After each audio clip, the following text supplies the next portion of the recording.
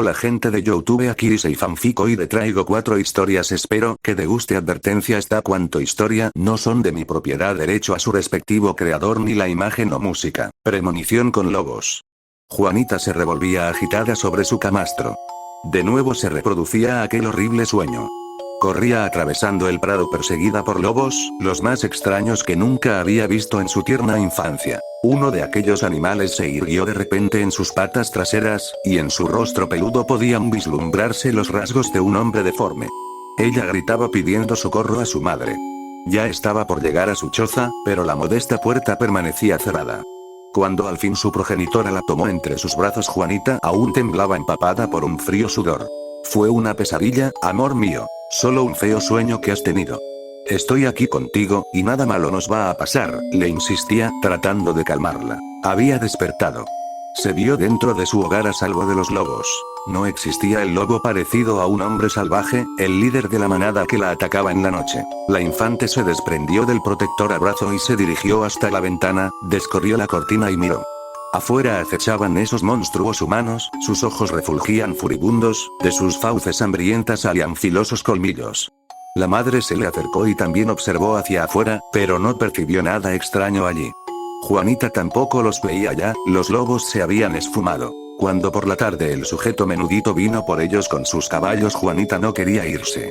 Sabía que su madre tenía razón, que debían abandonar ya esa aldea donde padecían la miseria y el hambre. Debían agradecer a aquel individuo esmirriado que, a cambio de unas monedas, iba a conducirlas a una vida mejor. Además, era peligroso seguir viviendo allí. En los alrededores habían ocurrido las violentas muertes, y el miedo que a todos invadía se le estaba contagiando.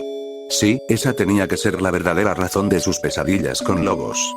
De la premonición fatal que la estremecía, y que la pequeña se esforzaba por sacar de su mente. Tras cargar sus pobres pertenencias, iniciaron la travesía rumbo a la ciudad.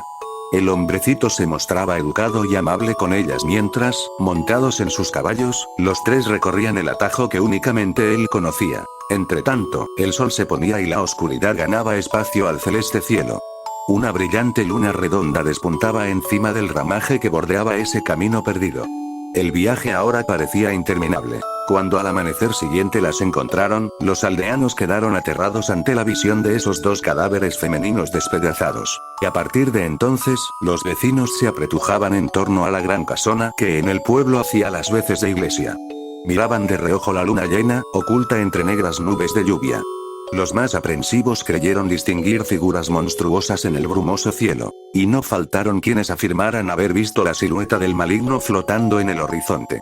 Algunos campesinos llevaban cruces de madera, otros llameantes antorchas. Algunos temblaban, otros alzaban sus voces clamando venganza, por sus niños y mujeres asesinados. El engendro malvado que desde meses atrás provocaba esa tragedia no era humano, según se decía.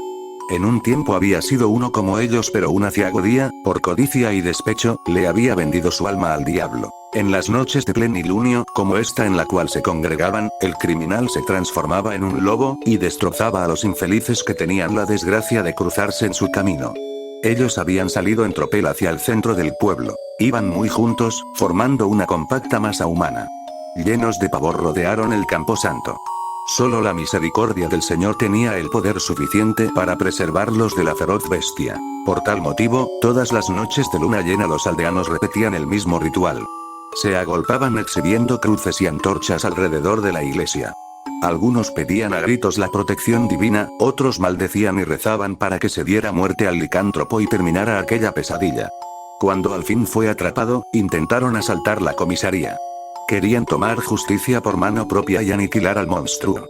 Pero una vez que lo vieron no podían dar crédito a sus ojos. Aquel enano enclenque no podía ser el culpable. Era imposible que ese frágil sujeto fuera el asesino bestial. No podía serlo a menos de que en verdad hubiera pactado con las tinieblas, a menos de que ese hombre llamado Manuel Romasanta realmente fuera un hombre lobo. El individuo en cuestión no era muy agraciado. Medía apenas 1,40 m y apenas tenía pelo. Además, quizá por los rumores en el pueblo sobre su nacimiento como niña, sus vecinos creían que era afeminado, y que servía para realizar trabajos propios de ambos sexos. Tras quedar viudo y sin hijos se dedicó a su oficio de buhonero, vendedor ambulante de baratijas, y recorría las tierras de Galicia, Portugal, León, Asturias e incluso Cantabria comprando paños y manteca para revenderlos.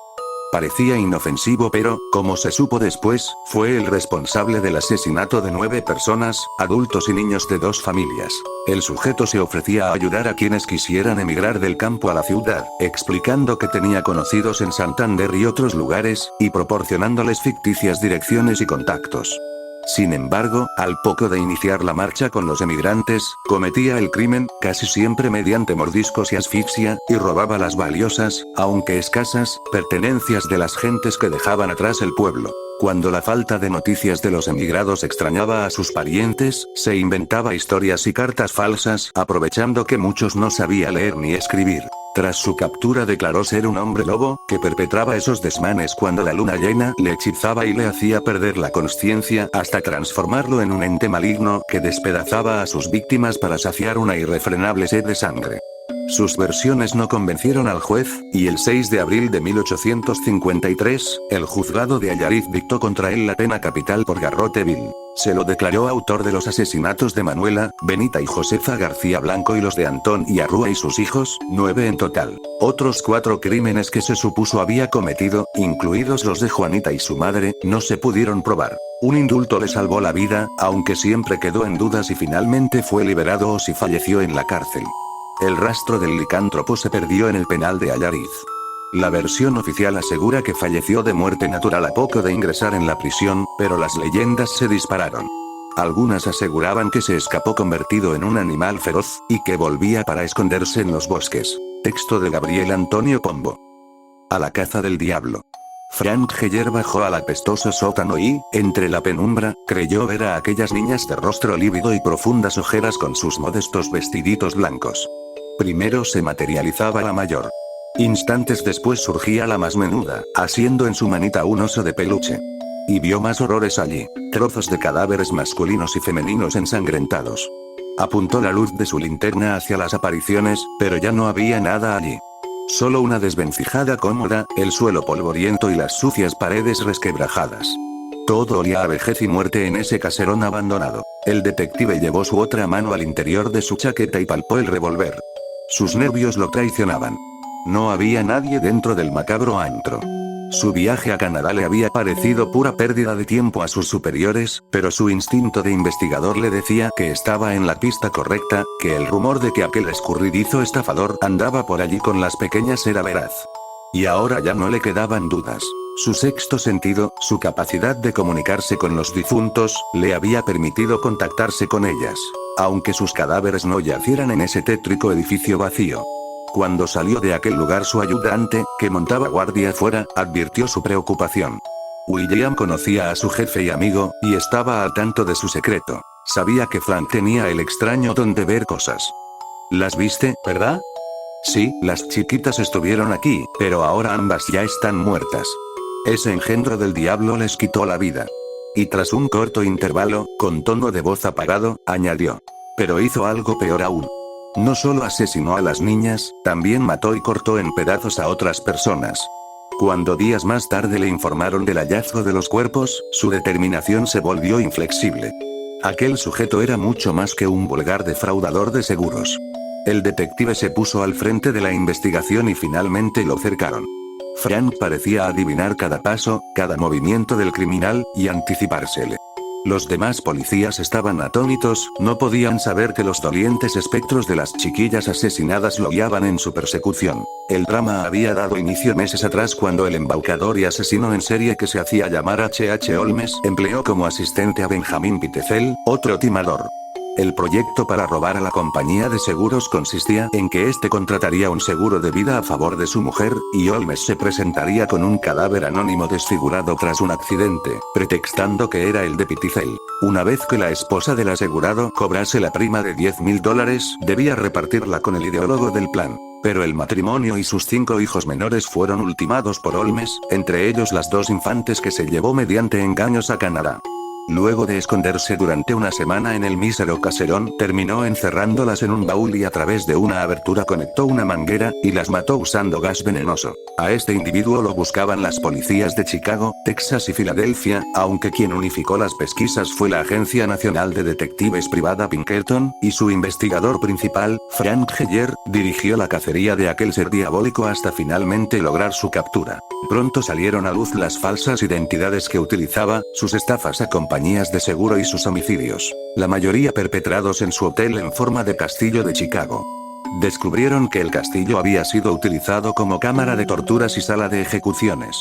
Encontraron cámaras herméticas dentro de las que se podía bombear gas, un horno enorme capaz de contener un cuerpo humano, cubas con ácido, así como habitaciones equipadas con instrumental quirúrgico de disección, y toda la parafernalia de la tortura. Este aberrante artificio se había concluido un año antes de inaugurarse la Gran Exposición de Chicago, el 1 de mayo de 1893, y Holmes puso en funcionamiento su mansión de los horrores, llevando allí a todas las jóvenes solas y ricas que conocía en la feria.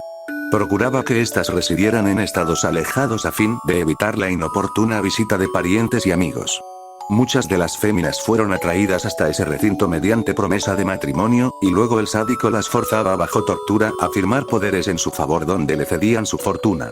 A otras chicas las finiquitó para cobrar los seguros de vida cuyas pólizas obligaba a transferirle. En el macabro hotel las víctimas eran ultrajadas, sometidas a tormento y, finalmente asesinadas.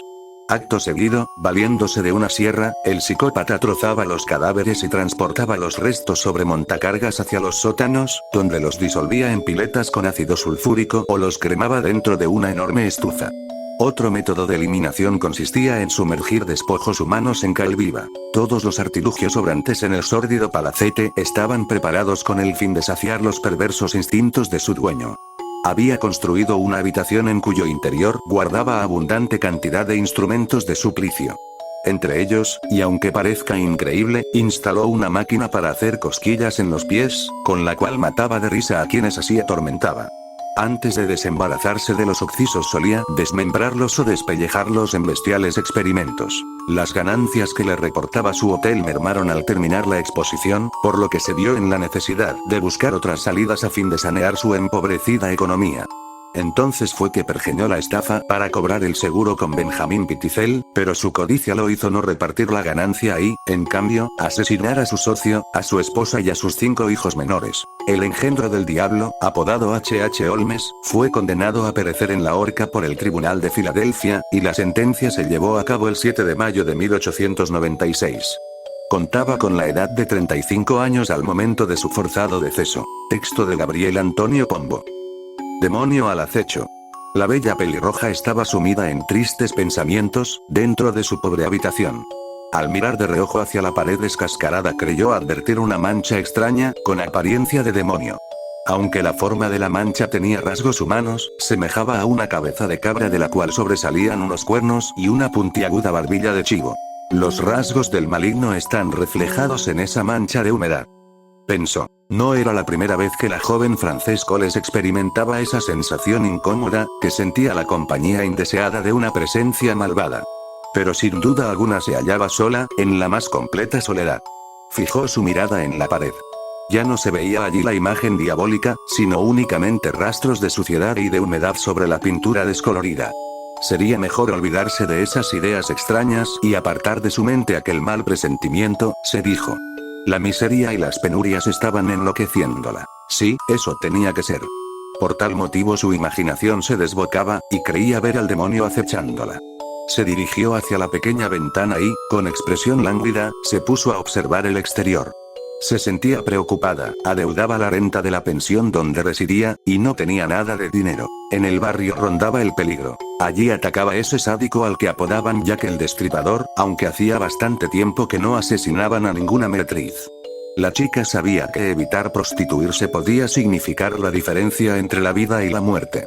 No obstante, no podía darse el lujo de que la desahuciaran por no pagar. Los clientes no llamarían a su puerta para obtener sus servicios, sino que ella debía salir a buscarlos. Debido a esta poderosa razón se armó de valor y volvió a las calles. Esa noche varias vecinas y colegas de oficio verían a la pelirroja acompañada por clientes muy diversos, pero nunca regresó a la pensión. En la madrugada del 13 de febrero de 1891, el agente Benjamin Leeson acudió en respuesta a los insistentes silbidos de auxilio. Un frío glacial azotaba a Londres, y en los rincones desiertos la niebla ganaba espacio a la lánguida luz de las farolas a gas. La ronda del custodio iba desde de la Casa de la Moneda hacia el barrio de Swallow Gardens. Esta zona circundaba un arco del puente en torno al cual discurría un ferrocarril y abarcaba las calles Royal Mint y Chambers. En Swallow el policía Leeson se encontró con el responsable de los estridentes llamados, el juvenil agente de la metropolitana Ernest Thompson, junto a 2 vigilantes nocturnos. ¿Qué sucede?, interrogó Leeson. Han matado a otra mujer, repuso Thompson y, luego de hacer una pausa para tomar aliento, exclamó. Ha sido Jack el Destripador. Thompson era un guardia bisoño que apenas llevaba 6 meses en el cuerpo policial, y devenía evidente su pánico mientras apuntaba con su dedo índice al bulto que, caído sobre los adoquines, interrumpía el paso. Era el cadáver de una mujer cuya ropa lucía desarreglada, y a la cual habían apuñalado encarnizadamente.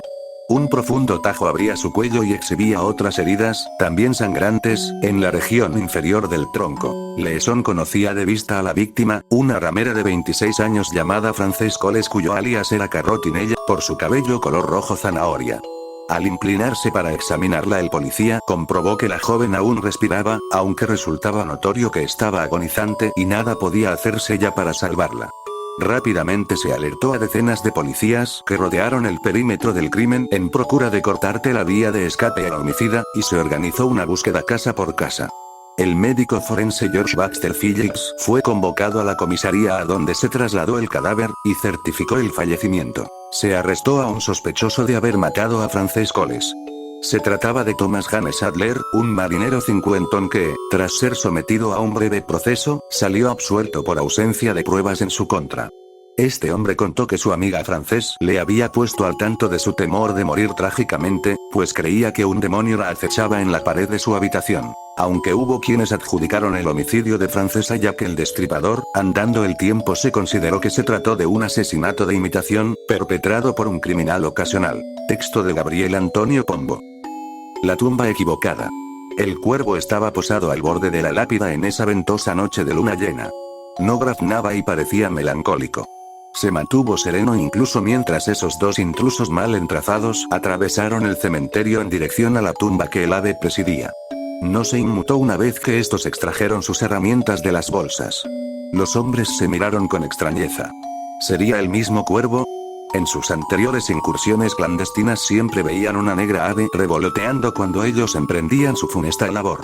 Nadie los había importunado entonces, ni tenía por qué ocurrirles nada malo ahora, se dijeron. De hecho, aquel cuervo les traía buena suerte en su peligrosa tarea. En el Edimburgo del siglo XIX la ley castigaba severamente a quienes osaban profanar tumbas y robar cadáveres.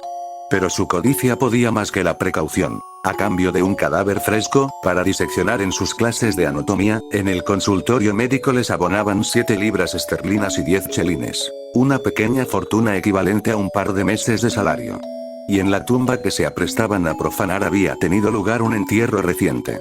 Poco les importaba que el flamante difunto fuese un tipo muy extraño, de palidez extrema, que siempre vestía de negro y nunca era visto a la luz del día. El más formido de los profanadores extrajo un pico de su bolsón, y comenzó a hacer palanca contra la losa gris. Exhibiendo pericia, logró causar una mínima grieta y logró desprender la tapa de mármol.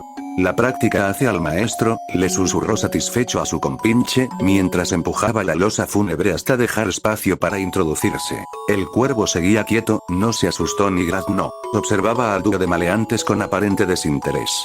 El ladrón jefe se escurrió dentro de la fosa y su compañero se quedó fuera montando guardia. La llovizna, hasta entonces suave, empezó a arreciar y un relámpago atravesó el nuboso cielo nocturno. Seguidamente estalló el trueno. El ladrón acompañante creyó oír un grito desde el fondo de la fosa, pero el rugido del trueno le impidió comprender qué sucedía. Se acercó al hueco entreabierto en la tierra y encendió su farol para iluminar la penumbra. Algo raro ocurría abajo. Su amigo luchaba contra alguien en una feroz refriega. Ahora sí logró escuchar, era la voz de aquel pidiendo auxilio. Desde la oscuridad percibió más sonidos de golpes. Después un abrupto silencio. Otro relámpago incendió el cielo, seguido de un terrible estruendo. «John, ¿qué está ocurriendo allá abajo?», exclamó, más que preguntó. Un escalofrío le recorrió. No obtuvo respuesta, la lluvia arreciaba empapándolo, pero el temblor que lo estremecía no era a causa del frío ni del aullante viento. Lo había visto. A la mortecina lumbre del farol vio emerger a esa figura deforme que ascendía de la tumba. Dudó si debía ayudar a su amigo o huir. Luego sintió que aferraban sus tobillos. Una garra lo arrastró, perdió el equilibrio y cayó adentro. El farol rodó hasta el fondo de aquel cubículo. Tras impactar contra la tierra húmeda, al incorporarse el ladrón vio un ataúd abierto y, próximo a este, un cadáver de rostro azulado por el reciente ahorcamiento. Era John. El ladrón se incorporó con su corazón a punto de estallar del miedo. Miró para arriba, hacia el hueco por donde se distinguía un trozo del cielo lluvioso. Trepó arañando la tierra, debía salir de allí, librarse de esa trampa y escapar del horror. Pero no pudo llegar al exterior, el fétido olor que inundaba ese cubículo se hizo más intenso. Eso lo había alcanzado, lo atacaba por la espalda sujetándole el cuello. Los gélidos dedos del muerto viviente apretaban cada vez más. Segundos después, su cuerpo inerte se apiló junto al de su compinche. El sujeto cadavérico emergió por la abertura de la tumba. Entre las lápidas y las cruces pudo verse ese rostro macabro que había aterrado al ladrón, esa máscara reseca de filosos dientes y mirada infame. Cuando el monstruo se alejó de allí, el cuervo planeó sobre la abierta tumba y, sin temor, descendió hacia la fosa. Abajo lo aguardaba su cena. 2 flamantes cadáveres y 4 ojos desorbitados, que con ávida fruición el ave comenzó a picotear. Texto de Gabriel Antonio Pombo.